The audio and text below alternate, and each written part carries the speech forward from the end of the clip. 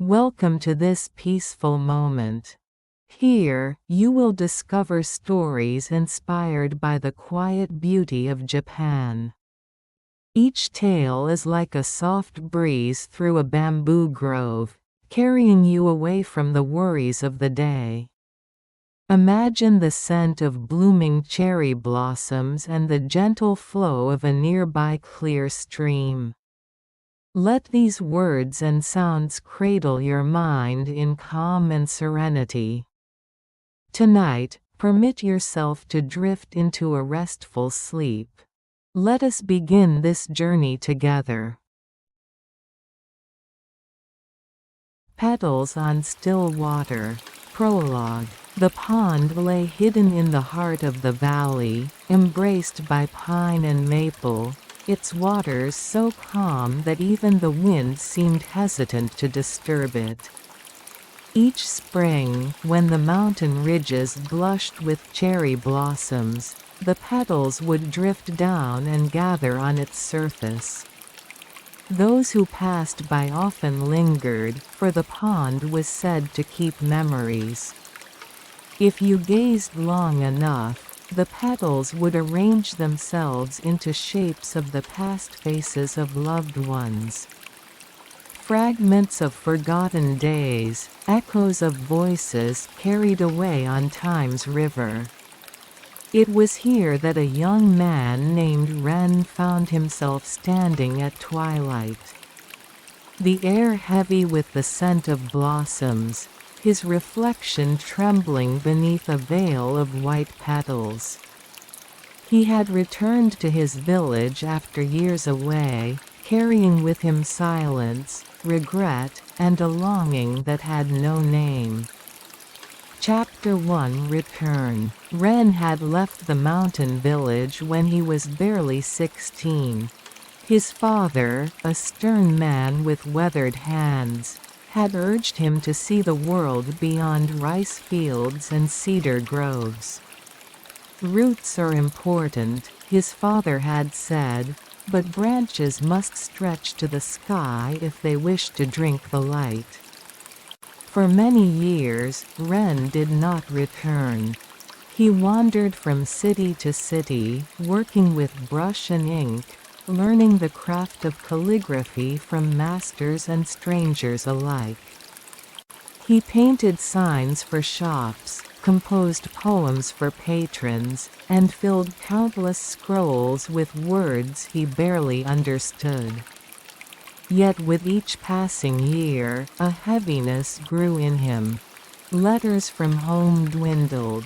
Then, one spring morning, a letter reached him bearing news his father had passed away.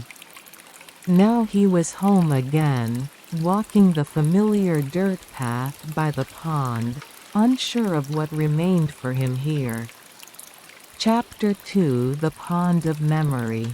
At dawn, the pond shimmered like polished glass. Ren crouched near the edge, watching petals drift across the surface. Each one floated gently, like a whisper carried from another time. He remembered coming here as a child with his sister, Mina.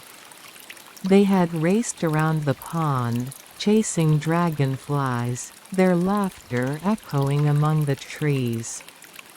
Mina had often told him the old tale their grandmother whispered. The pond holds memory, Ren. If you drop a petal and wish with all your heart, you will see the truth of what you long for. Ren had laughed at her seriousness then.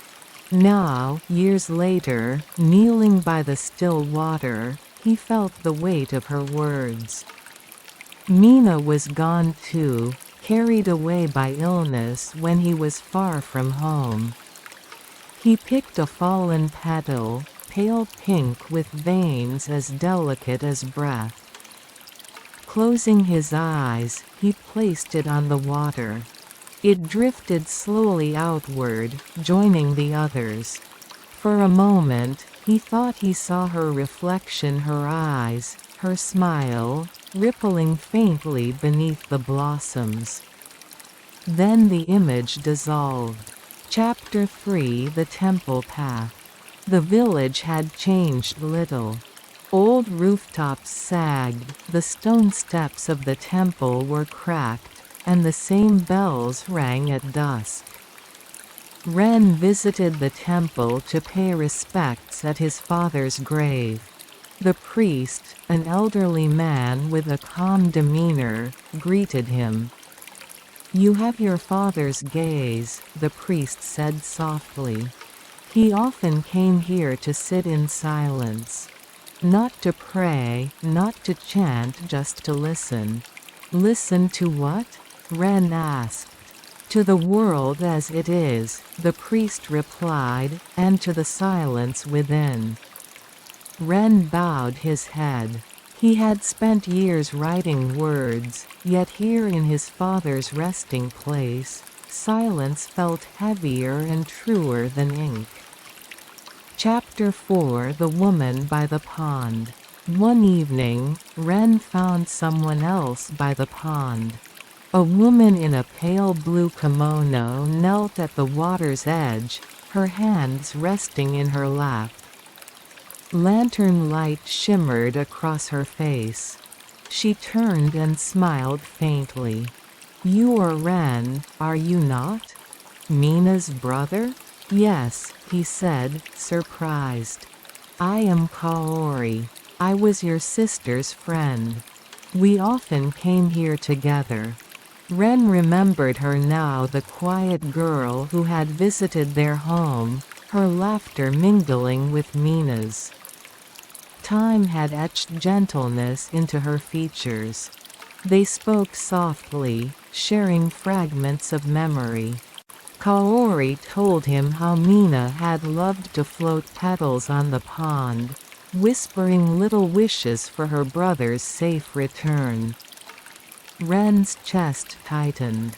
"I wasn't here when she needed me most." Kaori shook her head. "She never blamed you. She always believed you carried her wishes with you." They sat in silence, watching petals gather in a luminous circle. For the first time since his return, Ren felt less alone. Chapter 5: Lessons of Water.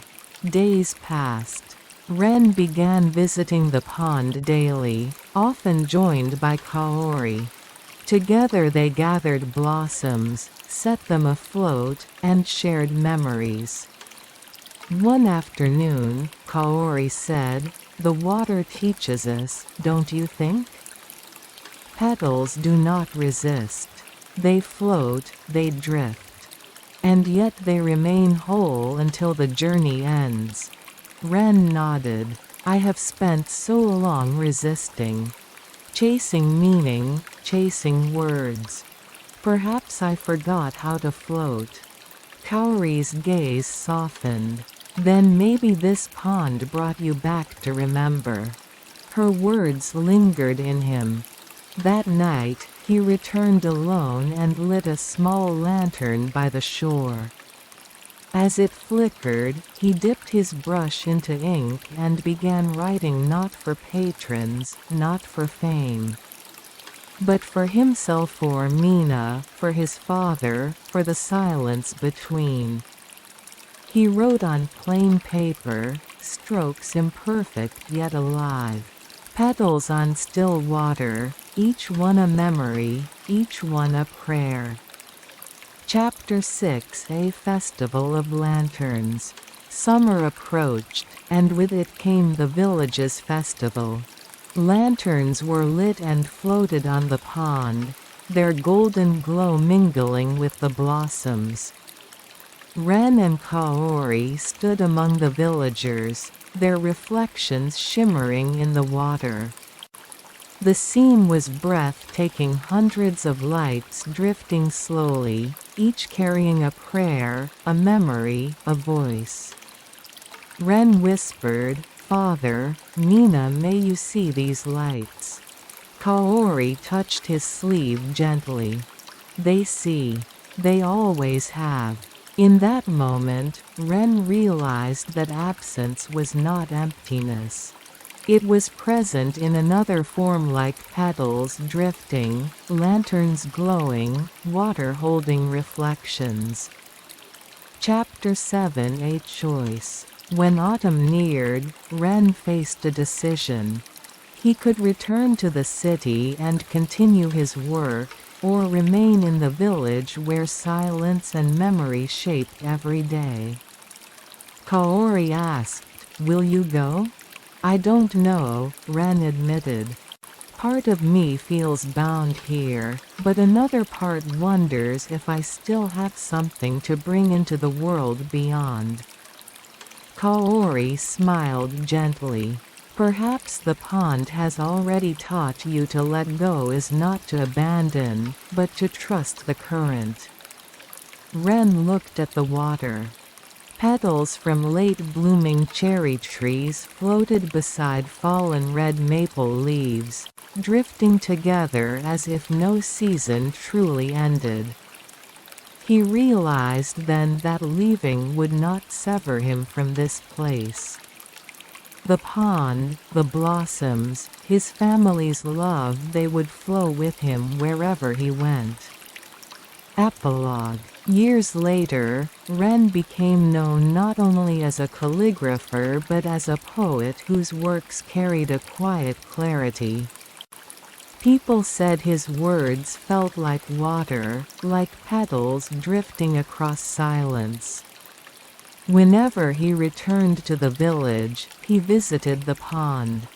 Kaori often joined him, and together they watched the blossoms fall. Neither spoke much, for the water always said enough. On one such evening, Ren released a petal onto the pond. It drifted outward, joining countless others. He whispered, "Every petal is a life, every ripple a memory. And still water holds them all." The pond shimmered in reply, and Ren felt at peace. Shadows in the bamboo grove. Prologue. The bamboo grove lay on the edge of the old village, where the mountains leaned low against the horizon and the wind passed like an invisible river. The villagers often said the grove held whispers of those who had walked its paths long ago.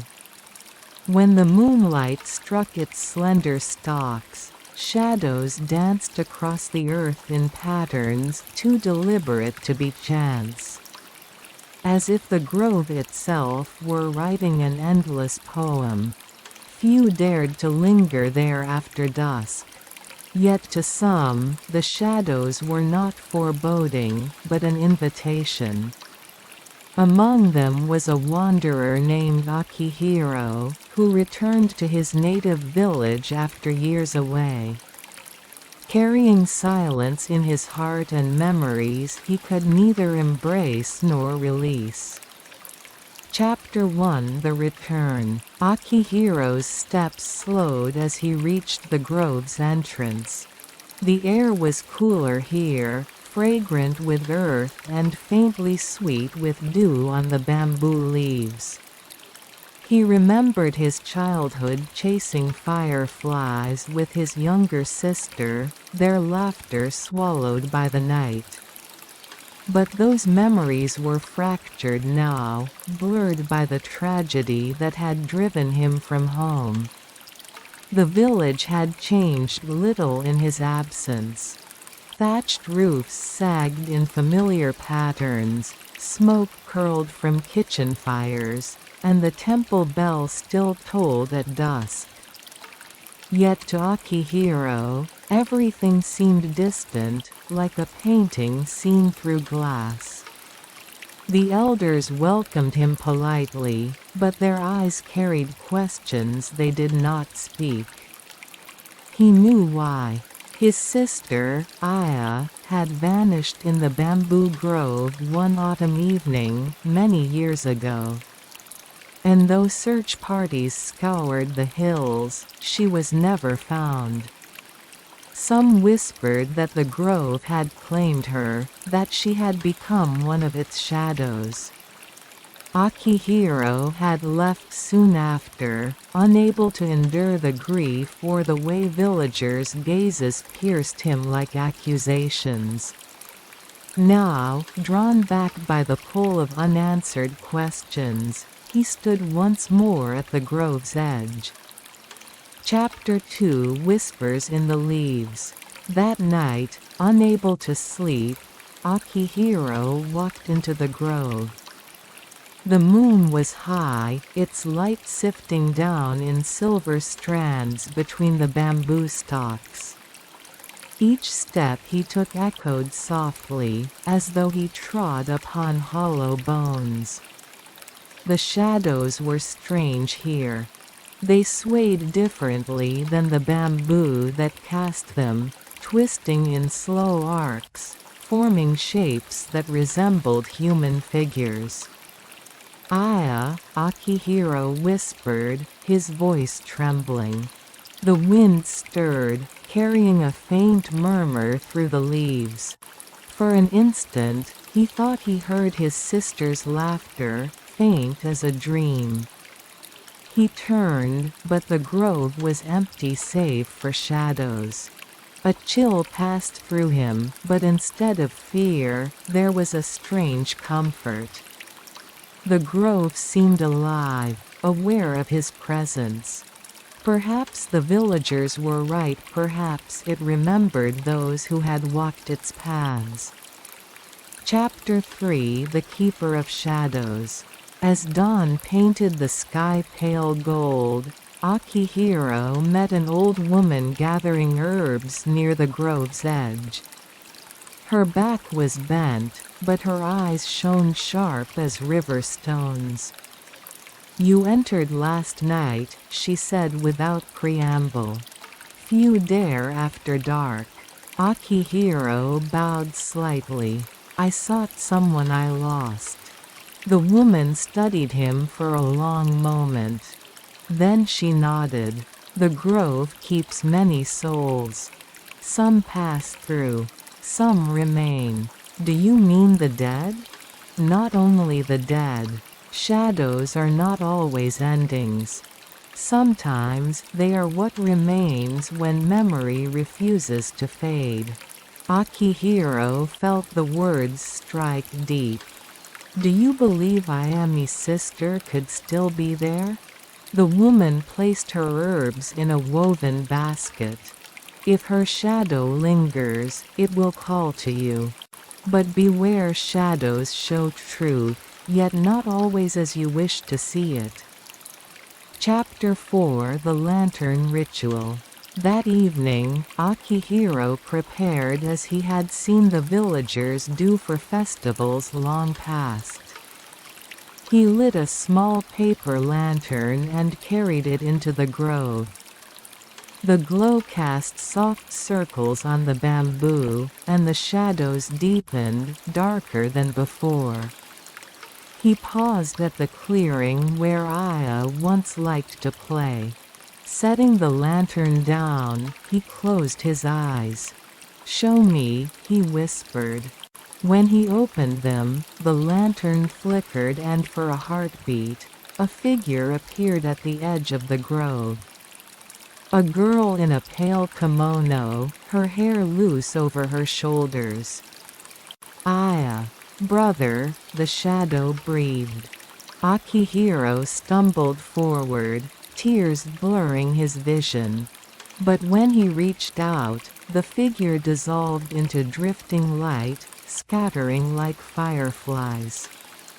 Still, the voice lingered in his chest, both blessing and wound. She was there. In some way, she remained. Chapter 5 The Burden of Memory. Days passed, and Akihiro returned again and again to the grove. Each night, the shadows revealed fragments: Aya laughing, Aya hiding behind a stalk of bamboo, Aya waving as if urging him onward. But with these visions came weight. He began to wonder if she was trapped, unable to move on because of his guilt. Had his flight from the village bound her here? One evening, the old woman appeared again. "You carry her shadow heavily," she said. "I don't know how to free her." The woman shook her head. "Perhaps it is not she who needs freeing, but you. Shadows are not prisons. They are reflections. What you see is what you cannot release." Akihiro fell silent. Could it be that Aya had long since departed, and what lingered was only his grief? Chapter 6: The Silent Storm. Autumn winds swept through the grove, bending the bamboo until they creaked like old timbers. The shadows grew wild, twisting in frantic shapes. Rain began to fall, scattering the lanterns Akihiro had placed along the path. He stood in the storm, shouting against the roar. "Aya, if you are here, forgive me. Forgive me for leaving, for failing to protect you." The shadows surged. Then, in the heart of the storm, one figure stood still, a girl's shadow, calm amid the chaos. Akihiro dropped to his knees. "I will not forget. But I will live. I will carry you in my heart, not in my chains." The figure bowed its head, then slowly dissolved into the rain. For the first time, Akihiro felt no loss, but release. Chapter 7: Light in the Grove. When the storm passed, the grove was washed clean. Sunlight pierced through, scattering jewels of light across wet leaves. The shadows were gentle now, ordinary, following the swaying of bamboo. Akihiro walked the path once more, and though he no longer saw Aya's figure, he felt her presence woven into the grove itself, in the whisper of leaves, in the coolness of shade, in the quiet strength of the bamboo rising toward the sky. He returned to the village, not as a fugitive of grief, but as a man who carried memory with peace. He began to write again poems of shadows and light, of loss and renewal, of the sister who still walked beside him in ways unseen. Epilogue. The bamboo grove remained as it always had, tall, silent, unyielding. Travelers who passed by sometimes paused, struck by a strange sense of presence. They spoke of shadows that seemed to watch, of whispers in the wind. And though Akihiro knew the truth could never be fully told, he would smile and say only, "The grove remembers. If you listen, it will show you not what is gone, but what still lives in the quiet between shadows." The garden's hidden voice. Prologue. There are places where silence itself becomes a language. Hidden courtyards, abandoned temples, shaded groves, each holds a voice that cannot be spoken, only felt. And in one such place, beyond the reach of the village road and concealed by old cedar trees, there lay a forgotten garden. Its stones were worn smooth by centuries, its mosses thick with dew, and its ponds reflected the skies like fragments of broken mirrors. No gardener tended it, yet the garden breathed subtle, alive, whispering. Few dared to enter. For they said the garden had a voice of its own, a voice that spoke not to the ears, but to the heart. Chapter 1: Return. Kazuya had not walked the mountain path in over 20 years. The stones felt smaller beneath his feet, though it was only that he had grown older, heavier with the weight of years. He had left the village when he was young, carrying little more than anger and a restless desire for the city. But now, widowed, weary, and unsure of where else to turn, he had come back.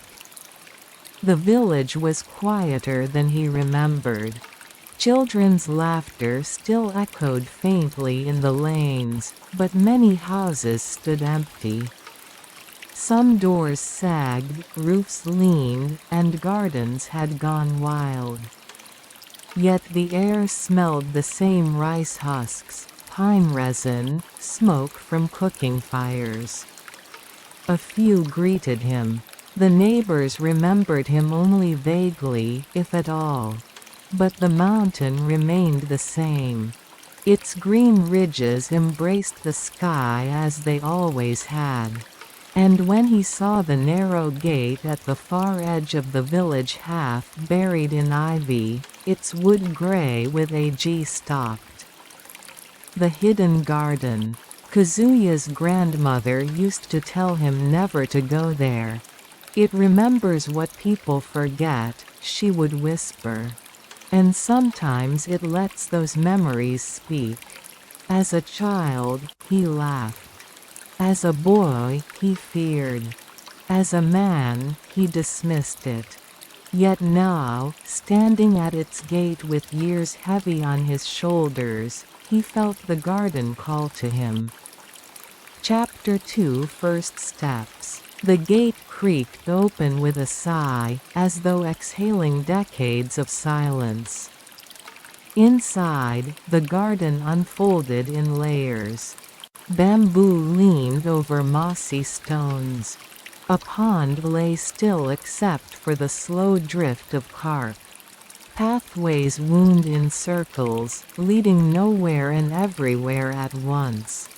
Fallen petals floated in the air, though there were no trees in bloom. The garden was not ruined, it was simply alive in its way. Roots pushed up through paving stones, but each twist of ivy seemed deliberate, each wildflower perfectly placed. Kazuya strolled, his cane tapping against rock. The hush around him was profound, not empty but full, like the pause before words are spoken. He felt watched. Not with hostility, but with a kind of quiet expectation. And then he heard it. Not with his ears, but with his chest. A resonance, deep and low, like a breath at the edge of hearing. It was not a voice of syllables, but a tone, a vibration that said, "You have returned." Kazuya gripped his cane tighter. "What are you?" he whispered aloud, though he knew the question was useless. The air moved softly, as if in reply. Chapter 3: The Echo of the Past. On the second day, he brought no cane. The garden seemed to make him lighter, or perhaps it drew strength from him. He walked to the pond, where dragonflies skimmed across the surface. And as he leaned over, he saw not only his reflection, but another beside it, the face of a young boy. His face, from decades ago. The boy grinned at him, mischievous and bright, then disappeared in the rippling water. Kazuya stumbled back, his breath sharp in his throat. Memories stirred, running barefoot on the summer stones, laughing at nothing, dreaming of leaving the village behind. That boy had been reckless, impatient. That boy had once whispered cruel words to his grandmother before storming off to the city. Words he had never had the chance to take back. The pond rippled again. "Is this your voice?" he murmured. "Or mine?" The dragonflies lifted, circling him, their wings like faint bells. And the garden seemed to answer both. Chapter 4 The Keeper. On the third day, he was not alone. A woman sat on the stone bench beneath the cedar arch. Her robe was pale, her hair bound loosely, and her eyes reflected the garden itself, calm, deep, unmeasured. Kazuya froze. "I didn't think anyone came here." "They do not," she replied softly. "But you have been called."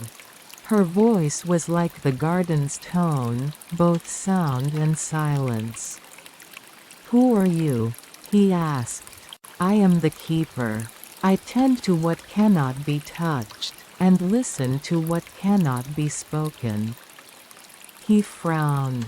"Is this some shrine?" "No shrine," she said. "The garden is older than names.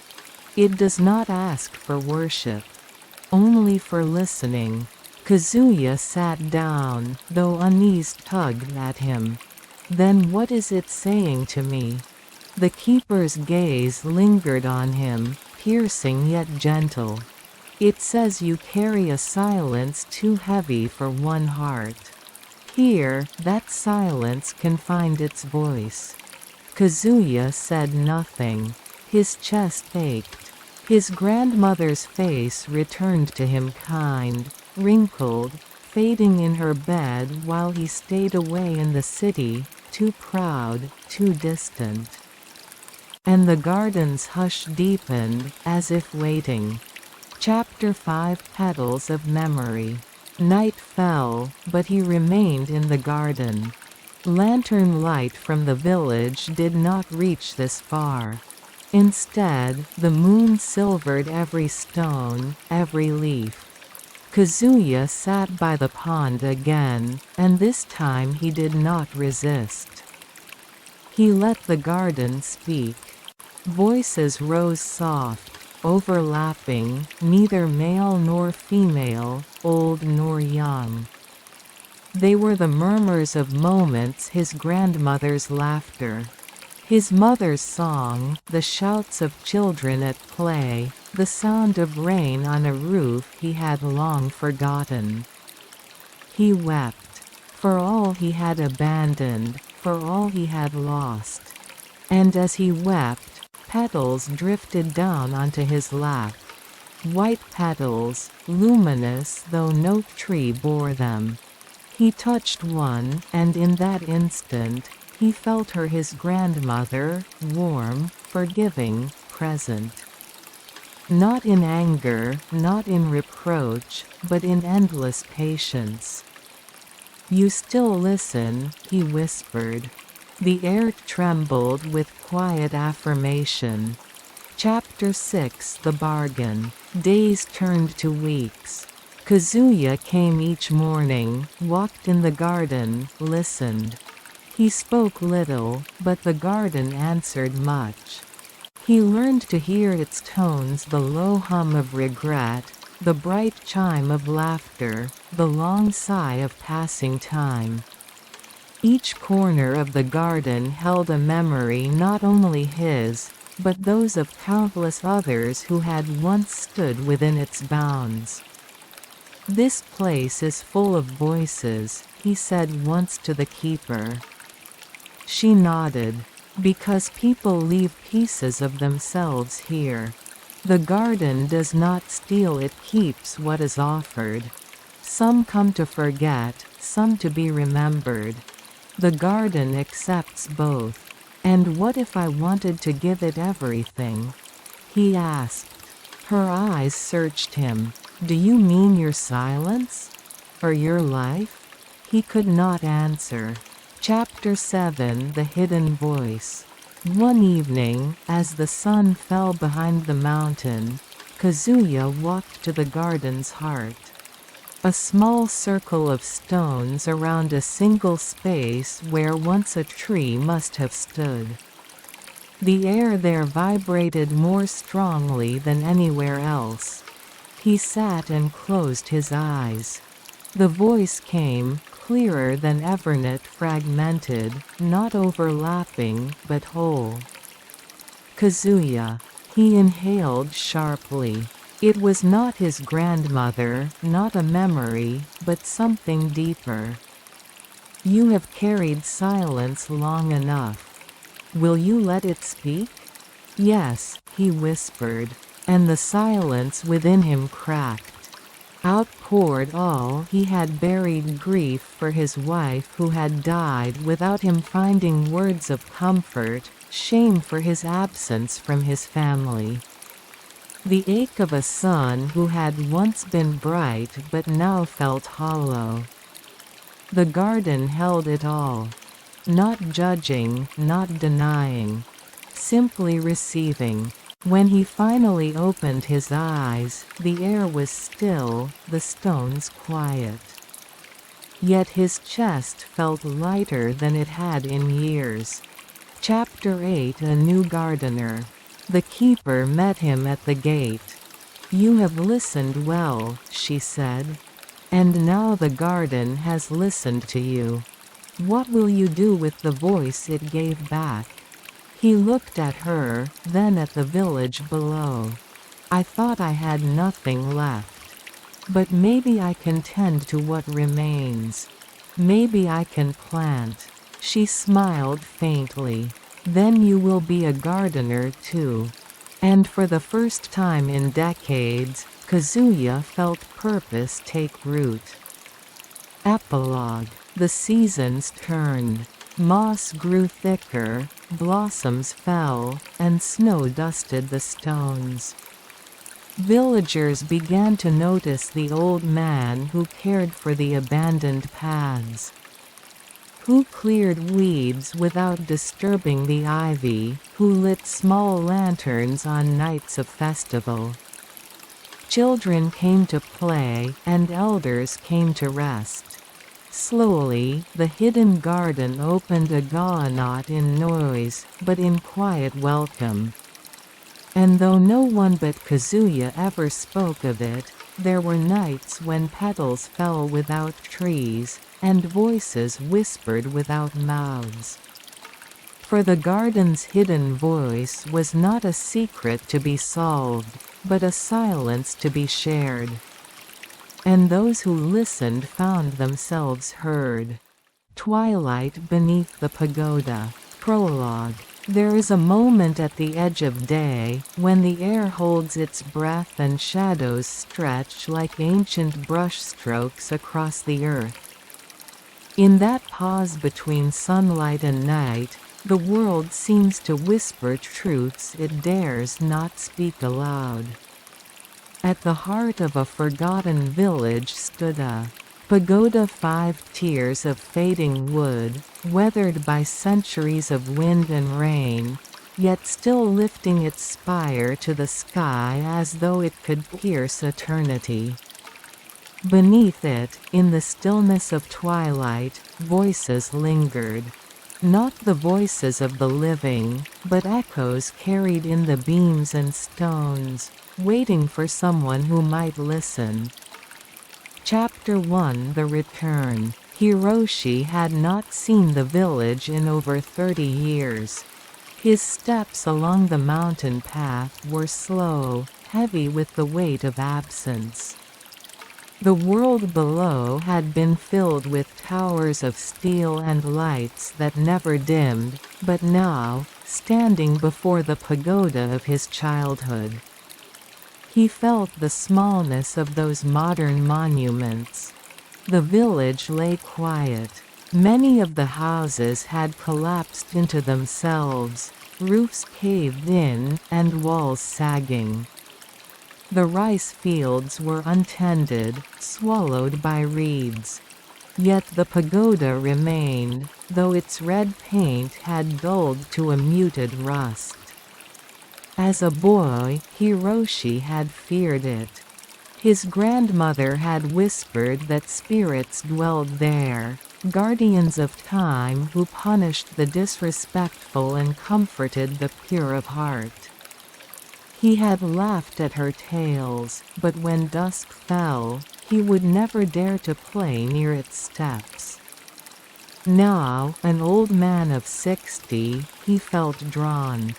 The twilight was gathering, the sky bruising purple, the first stars trembling awake. He touched the wooden pillar at the base of the pagoda, feeling the grooves left by centuries of weather. And he heard it, a hum low, resonant, neither wind nor insect. A voice older than memory. "Welcome back." Hiroshi froze. The air around him felt thick, as though unseen hands had closed over his shoulders. He looked up, but the tears of the pagoda were silent.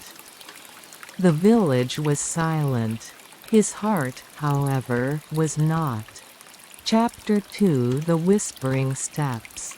The pagoda had 5 levels, each one representing an element: earth, water, fire, wind, and void. Hiroshi's grandmother had taught him that climbing its inner steps was a pilgrimage, a journey through the fabric of existence. He had never dared climb them. Not once, not even as a reckless child. Now, twilight pressing at his back, he stepped onto the first stair. The wood groaned, but held. Dust rose, glowing faintly in the dim light. With every step, the hum deepened. It was not just a sound, it was a pulse. As though the pagoda itself breathed, and his heartbeat was joining its rhythm. On the first landing, shadows moved. He blinked and saw his younger self barefoot, laughing, clutching a bamboo sword. The boy darted through the beams and vanished into the wall. "Am I dreaming?" Hiroshi whispered. The pagoda answered with silence. He climbed again. Chapter 3: The Second Tier. Here, water surrounded him. Not real water, but the echo of it. Dripping from invisible eaves, trickling across unseen stones, the sound of rain fell through the dry beams. He closed his eyes, and memory rose: monsoon summers, his mother laughing as she pulled laundry from the line. His father standing in the flooded field, planting rice beneath the storm. The sound of rain became words. "You left us." Hiroshi's eyes opened. The shadow of his father stood before him, bent back, face carved from labor and sorrow. "You left this soil for a city of smoke." Hiroshi's throat closed. "I had to. I thought there was nothing here for me." The shadow's gaze pierced him. "Then why have you returned?" The rain ceased. The shadow dissolved into mist, leaving Hiroshi trembling. He placed his hand against the wooden beam, steadying himself. The grain of the wood was warm, like skin. "Because I cannot run anymore," he whispered. And the pagoda seemed to sigh. Chapter 4: Fire. The third tier flickered with an unseen blaze. The air shimmered with heat, though no flame licked the walls. The smell of smoke filled his lungs, and Hiroshi's knees weakened. Fire was not memory, but grief. He saw his wife, Keiko, lying in a hospital bed, her face pale, her hair gone. He had been at her side, but not truly there. He had buried himself in work, avoiding her eyes, fearing her silence. When she was gone, only the smell of incense and the glow of funeral lanterns had remained. The fire rose. Her shadow stepped forward, lips parting to speak. "Why did you hide from me?" Tears burned Hiroshi's eyes. "Because I could not bear to see you go." Her figure flickered, like a candle struggling against the wind. And now? No, I would give anything to have faced it with you. The fire dimmed. The smoke cleared. She was gone. But warmth lingered on his hands, as though she had held them for a moment longer. Chapter 5 Wind. The fourth tier was filled with rushing air. Invisible currents brushed past his ears, carrying scents of pine, plum blossom, and distant sea. The beams above seemed to sway, though the structure stood firm. Voices swirled within the wind. Children's laughter. Old songs.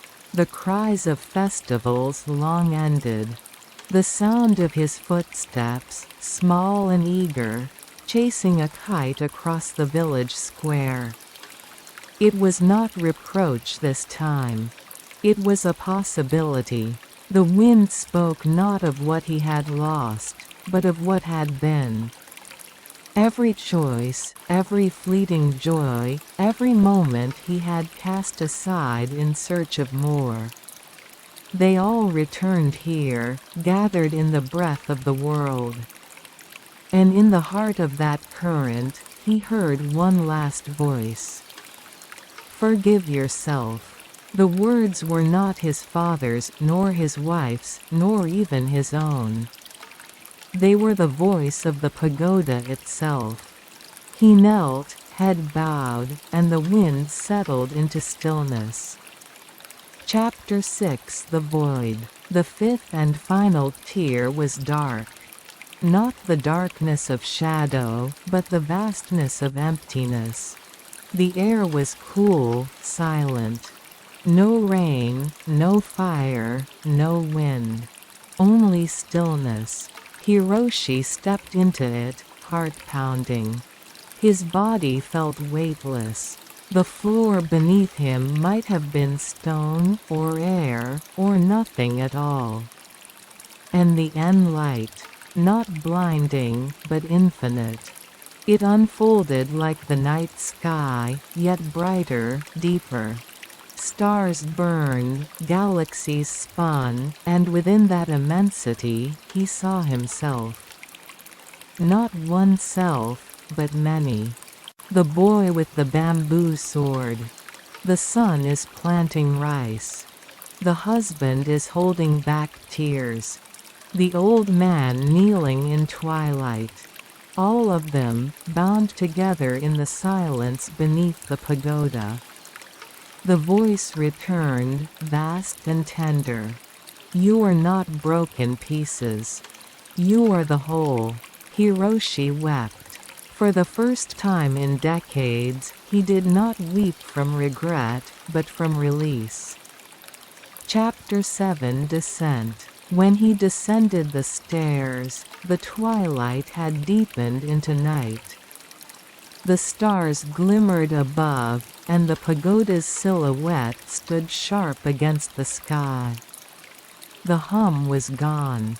The voices were gone. But within him, they remained. At the base of the pagoda, he turned and bowed deeply. Thank you. The wood seemed to glow faintly, just for a moment, as if acknowledging his words. Then it was only wood again, ancient and quiet. Hiroshi walked back into the village. His steps were light. His chest, unburdened. The village was still broken, but he no longer saw it as a ruin. He saw it as soil, waiting. Fields that could be cleared. Homes that could be mended. A place where breath still lingered beneath the silence. He knew he would not leave again. Epilogue Twilight's Gift. Years passed. The village slowly revived. Children returned, families rebuilt houses, and festivals filled the air with drums and lanterns. And always, at twilight, Hiroshi would sit beneath the pagoda. Sometimes he heard voices, faint and kind. Sometimes only the rustle of wind. But he never sought them with desperation again. He had learned that twilight is not an ending, but a threshold. And beneath the pagoda, that threshold opened endlessly, holding the voices of the past and the promise of tomorrow. The silent path of falling leaves. The village of Akikawa lay cradled in a quiet valley, surrounded by forests where the trees burned gold and crimson in autumn. As the first chill of fall swept through the mountains, the leaves began their slow descent, twisting and floating like silent messengers from the sky. It was along these leaf-strewn paths that the story of Hiroto would unfold, a journey not marked by haste, but by the slow, deliberate steps of memory and reconciliation. Hiroto returned to Akikawa after decades away. The city had swallowed him, with its constant hum, blinding lights, and endless obligations. Yet, in every sleepless night, every hollow conversation, he had felt the tug of something lost. Something essential. The village had been home once, and now it whispered him back, through the rustle of leaves and the gentle sigh of the autumn wind. He entered the village through a narrow path lined with maple trees. The air was crisp and carried a faint scent of wood smoke from distant chimneys. Leaves, vibrant as embers, fell silently at his feet, forming a soft mosaic of gold and red. Each step he took seemed to awaken echoes of the past, fragments of childhood laughter, the distant call of his mother, the gentle scolding of his father.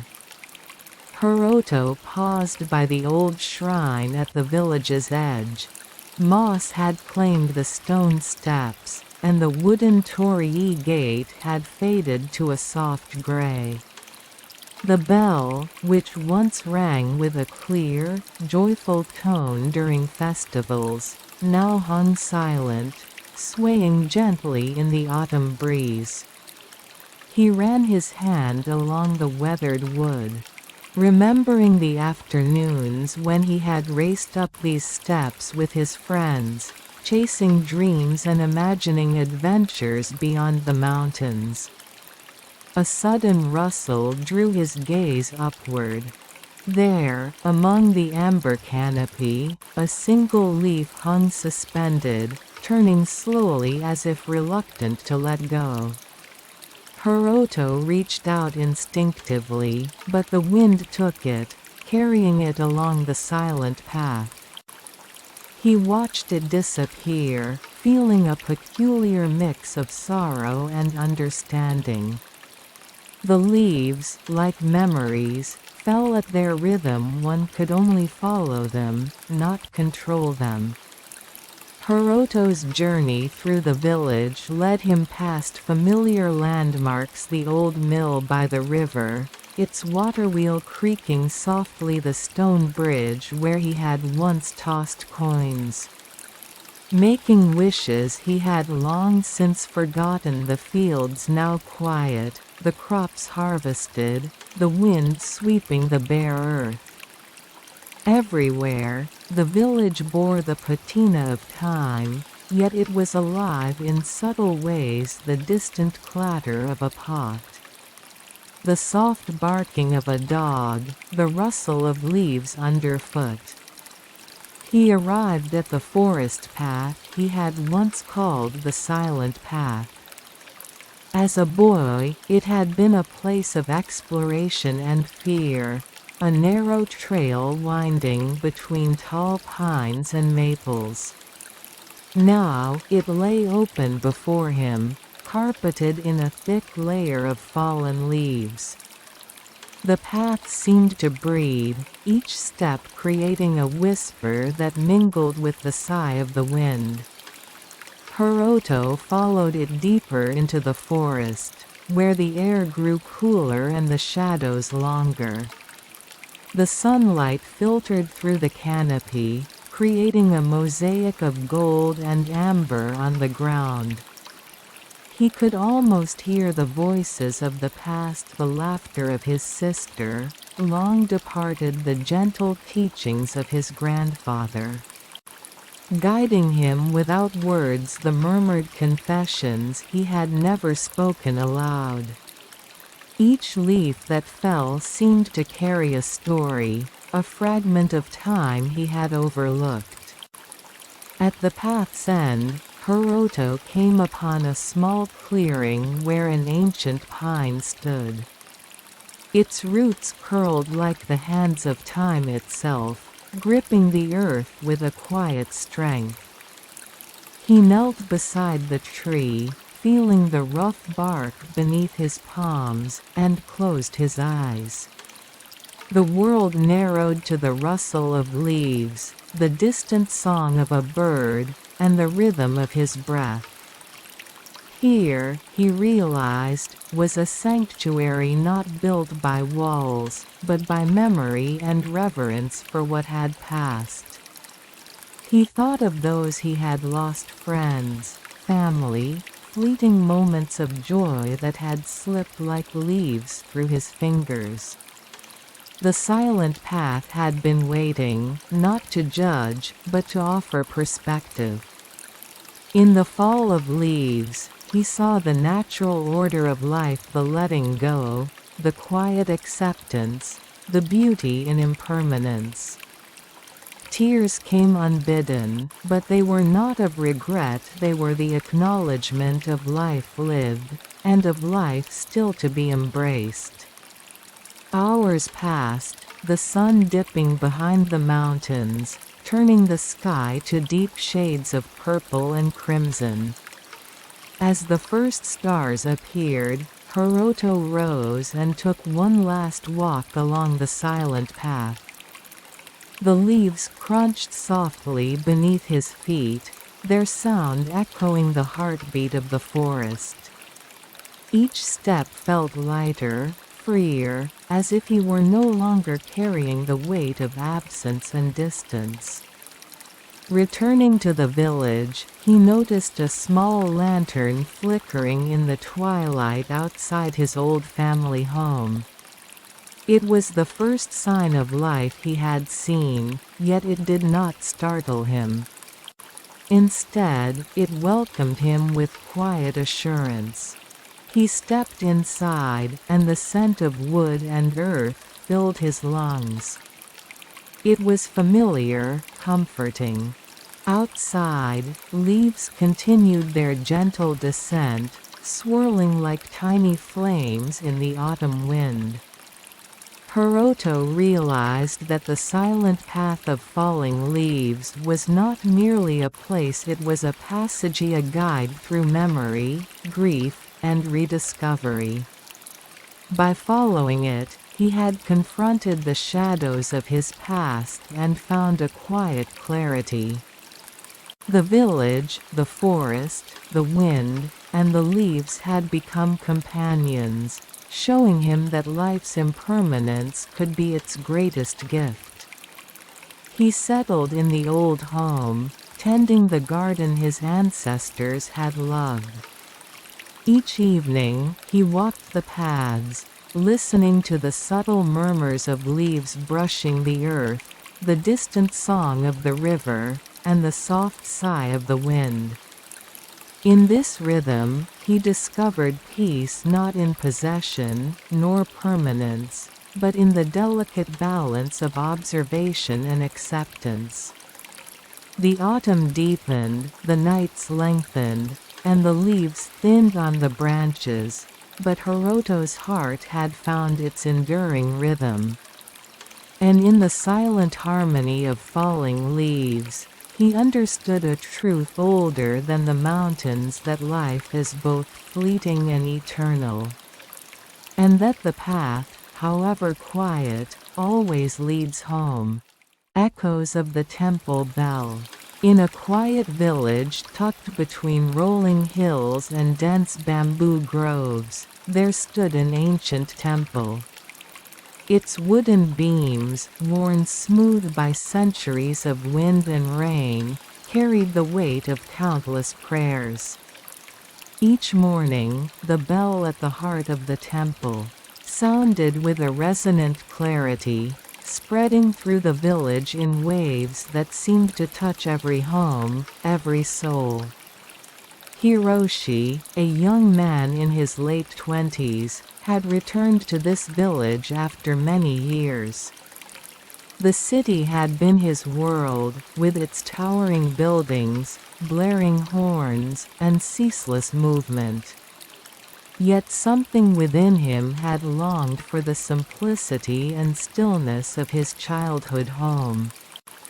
He remembered the temple bell not merely as a sound, but as a living presence that seemed to hold all the quiet moments of his youth. He arrived at the temple just as dawn was breaking. Mist hovered over the stone steps, curling around the lanterns that lined the path. Hiroshi paused, letting the cool air fill his lungs, and closed his eyes. The faint scent of incense drifted from the inner shrine, mingling with the earthy aroma of wet moss and fallen leaves. Somewhere in the distance, the first chime of the bell echoed, low and lingering, carrying through the valley like a gentle heartbeat. As a child, Hiroshi had run through the temple grounds, chasing sunlight and shadow, often stopping only to listen to the bell. He remembered the old monk, Master Keiji, who would sit in silent meditation, eyes closed, face serene. The bell's echoes seemed to carry the monk's calm, embedding it in the very air. Hiroshi had never understood it fully then, but now, standing amidst the familiar stones and trees, he felt the old serenity seep into him. He walked the path lined with ancient pines, their branches forming a natural cathedral above him. Each step stirred fallen needles, releasing a faint, resinous scent. The bell sounded again, each strike a reminder of time passing and the impermanence of all things. Hiroshi found himself reflecting on the years he had spent away, the noise, the ambition, the distractions that had dulled his senses. Here, the bell reminded him that life's rhythm was not measured by deadlines or applause, but by quiet moments of presence. As he entered the temple's main hall, Hiroshi noticed that the wooden floorboards creaked beneath his feet, just as they had in his childhood. The altar was simple yet profound, adorned with a single incense burner and a vase holding fresh chrysanthemums. A few villagers had already begun their morning rituals, bowing and lighting incense, moving with deliberate, graceful motions. Hiroshi joined them silently, offering his small prayer. He didn't pray for wealth or success, but for clarity, for the courage to truly listen to the world around him. Afterward, he wandered into the temple garden. Dew clung to the moss-covered stones and the tips of the autumn leaves. A small stream trickled quietly, reflecting the soft light of morning. The bell's sound reached him again, vibrating through the stones and water, weaving a delicate connection between the physical world and the intangible. He imagined each echo as a thread, connecting him to generations past his ancestors, the villagers. The monks who had tended this sacred place long before he was born. Hiroshi's thoughts drifted to his late father, who had taught him to respect the temple and the rhythm of its life. He remembered their walks along the river bank, the gentle voice that explained the impermanence of the cherry blossoms. The way the wind could carry both sorrow and joy. Standing here now, he felt the continuity of those lessons, as if the bell's resonance was a bridge spanning time itself. Days turned into weeks as Hiroshi immersed himself in the temple's quiet rhythms. He swept the stone paths, polished the wooden railings, and tended the small vegetable garden behind the hall. Each task was done with mindful attention, and he began to notice the subtle beauty in things he had long overlooked: the curve of a mossy stone, the way sunlight filtered through bamboo leaves, the soft sigh of wind across the temple roof.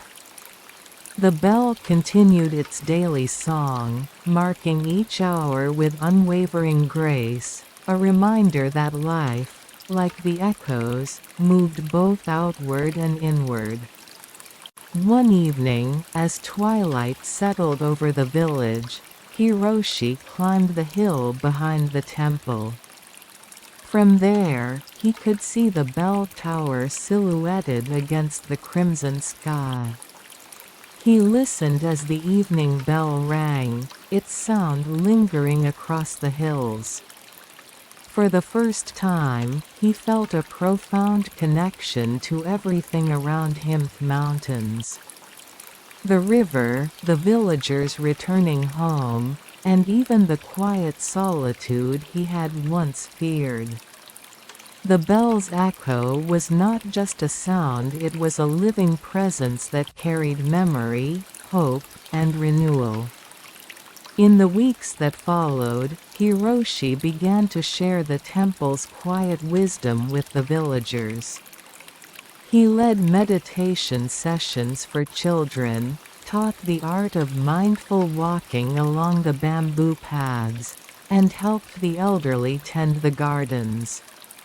The village itself seemed to breathe differently, more attuned to the natural rhythm, more receptive to the subtle beauty that surrounded it. And through it all, the temple bell continued its tireless song, connecting hearts and reminding all who heard it of the impermanence and wonder of life. Years later, Hiroshi would recall this period as the most transformative of his life. The bell's echoes had become part of him, a guide that helped him navigate the complexities of the world beyond the village. And though he would eventually return to the city, he carried with him the serenity, the attentiveness, and the deep, resonant understanding of time that he had found beneath the temple bell's enduring sound. Every strike of the bell, from that moment on, reminded him the world moves swiftly. But within each moment lies an eternal echo, waiting to be heard by those willing to listen. And in listening, one discovers the harmony that binds all things living, breathing, and fleeting, like the bell's sound reverberating through the hills.